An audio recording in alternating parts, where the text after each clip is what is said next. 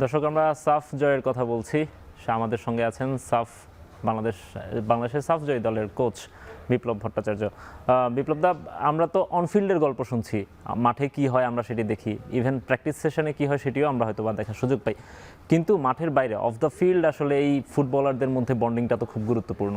So এইটা আপনি তাদেরকে, এখানকার বেশিরভাগ প্লেয়ারকে আপনি এলিট একাডেমি থেকে দেখে এসেছেন, তো এই প্লেয়ারদের মধ্যে বন্ডিংটা কেমন, বন্ডিংটা কিভাবে গ্রো করেছে?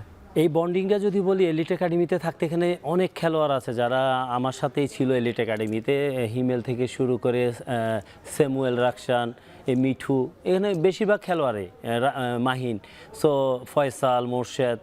সো আমার কাছে প্রথম থেকে ওদেরকে আমরা আসলে একটা ডিসিপ্লিনের মধ্যে বড় করেছি প্রথম দিক থেকে যদি বলেন, এবং ওদেরকে যেটা বলতাম সেটাই করতো। একটা গাইডলাইন তৈরি হয়েছিল। কিরকম গাইডলাইন কি ছিল? দেখেন, আমরা এলিট একাডেমিতে প্রথম যখন ওদেরকে রাখি, তারা মোবাইল ইউজ করতো সপ্তাহে একদিন।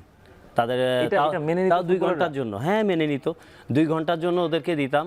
প্রথম সমস্যা হতো, কিছু খেলোয়াড় ধরেন একটা মোবাইল দিত, আরেকটা মোবাইল চুরি করে রেখে দিত, এমনও হয়েছে। তো এরকম অনেক ধরা পড়েছে অনেক। তারপরে ধরা পড়ার পর পানিশমেন্টও দেওয়া হয়েছে। তো তখন ওরা পরে বুঝেছে যে না, স্যারদের সাথে কোনো কিছু করা যাবে না। তারপর থেকে ওদেরকে ডিউরেশনটা অনেক সময় বাড়িয়ে দিতাম, 3 ঘন্টার জন্য মোবাইল দিতাম। সো সেম থিং আমরা ন্যাশনাল টিমে এখন যখন আন্ডার-20 ক্যাম্পে এসেছি, প্রথম সাইডে আমরা ওদেরকে একদম টোটালি বাংলাদেশে থাকা অবস্থায় দিয়ে দিয়েছিলাম মোবাইল। কিন্তু ওইখানে যাওয়ার পর পাকিস্তান ম্যাচের পর থেকেই আমরা যখন দেখলাম যে বেশ কিছু বুলিংয়ের শিকার হচ্ছে আমাদের খেলোয়াড়রা, মোবাইলটা থাকলে সমস্যা হবে, তখন আমরা আমাদের ম্যানেজার সহ আমরা বসে ডিসাইড করি যে ওদের থেকে মোবাইলটা অন্তত ডিনারের পর নিয়ে নিব। তো 7টা থেকে আমাদের 7:30 8টা থেকে আমাদের ডিনার ছিল। সো ওই ডিনারের পর থেকেই ওরা মোবাইলটা দিয়ে যেত, আমার কাছে দিয়ে যেত, সব একসাথ করে, কখনো ম্যানেজারের রুমে দিয়ে যেত। সো আবার পরের দিন সকালবেলা আমরা দিতাম। তো ওভাবে ওরা মেনে, কারণ ওরা প্রথম থেকে অ্যাডাপ্টেড। সোশ্যাল মিডিয়া থেকে দূরে রাখার জন্য আমরা চাচ্ছিলাম যে আসলে টুর্নামেন্টটা জয় করার জন্য অনেক কিছু স্যাক্রিফাইস করতে হবে। Without sacrifice cannot achieve anything লাইফে। সো আমার মনে হয় যে আমরা এই জিনিসটা ওদেরকে বোঝাতে সক্ষম হয়েছি এবং ওরা ওইভাবেই মেনে নিয়েছে। প্রত্যেকটা খেলোয়াড়ের মধ্যে আন্তরিকতা অনেক বেশি। আর যদি এই গ্রুপের মধ্যে বলেন, আমি ওদের সবচেয়ে বেশি আমার কাছে মনে হয় যে ফ্রেন্ড, কারণ ওদের সাথে আমি সেই 2 থেকে 2.5 বছর একসাথে কাটিয়েছি।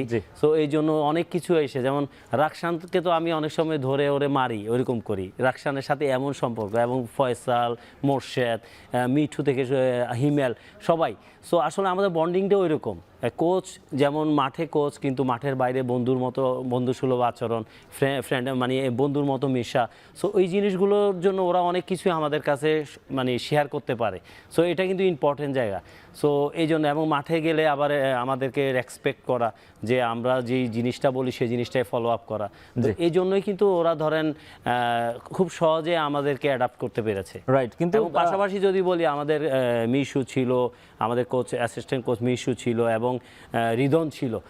আমাদের যে একটা সুন্দর কম্বাইন, এবং মার্কের কথা বলবো, স্পেশালি মার্ক আসার পর শুধু একটা কথা বলেছেন যে দেখো, আমি যাই হই না কেন, পৃথিবীর মনে করো এই দেশে সেরা কোচ আমি, কিন্তু আমি তোমাদের ফিলোসফি কম বুঝবো, এখনও আমি অ্যাডাপ্ট করতে পারিনি। তোমরা ভালো জানো এই টিমটাকে কিভাবে পরিচালনা করবে, তোমরা প্লেয়ার সম্বন্ধে জানো, প্রোফাইল সম্বন্ধে জানো, তোমার সেশনগুলো কি করেছো।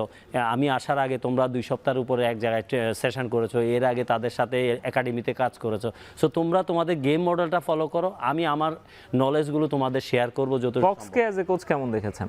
দেখুন, ওনার অনেক এক্সপিরিয়েন্স, ওনার অনেক এক্সপিরিয়েন্স।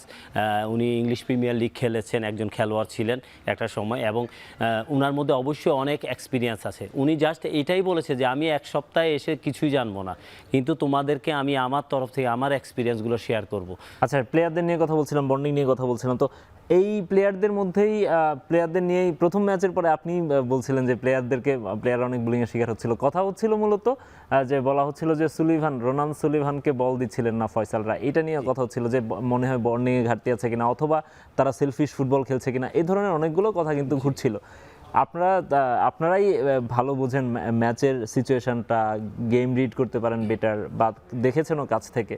আপনাদের কাছে কি মনে হয়েছে যে আসলে সেলফিশ ফুটবল খেলছে কেউ?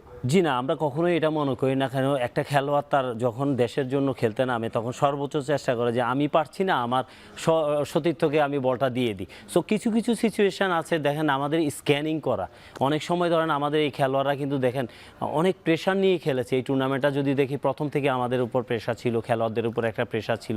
আপনি যখন মাঠে যান অনেক সময় দেখছি যে আমার একটা ভালো পজিশনে প্লেয়ার আছে, আমি তখন খেয়াল করতে পারছিলাম না যে আমি মারলে গোল হয়ে যাবে।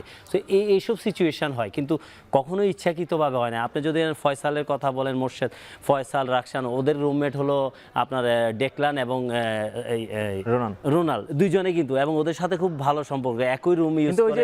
ফ্রি কিকটা নেওয়ার সময় রোনান ফ্রি কিকটা নেওয়ার সময় যে ফ্রি কিক নিতে দিচ্ছিল, এই যে ও এমনি দেখাচ্ছে, দেখুন ফ্রি কিক যেই দূর থেকে ফ্রি কিকটা করবে, আমাদের এখানে কিছু ফ্রি কিকের কয়েকটা আমরা প্ল্যান করি। সেই প্ল্যানের অংশ হিসাবে আমাদের ওই সিচুয়েশন থেকে অত দূর থেকে যখন শট নিব, আমাদের একটা পরিকল্পনা ছিল প্রথম থেকে। আমরা তো ট্রেনিংয়ে এই জিনিসগুলো করি। তো ফয়সাল রে দিয়ে আমাদের শুরু করার কথা। ফয়সাল তখন বাইরে দেখাচ্ছিল, ফয়সাল দেখাচ্ছিল আমাদেরকে যে আমরা কোনটা করব, 1 নাম্বার করব না 2 না 3 নাম্বার। হ্যাঁ, সো তখন এইভাবে দেখাচ্ছিল। তো মানুষ মনে করেছে যে ফয়সাল নিজে মারার জন্য এটা করছে, আসলে টোটালি এটা রং। তখন আমরা ওইখান থেকে ইনস্ট্রাকশন দিয়েছি রোনাল্ড সরাসরি মারবে, তো এই জন্য রোনাল্ড এই শটটা নিয়েছে। রাইট।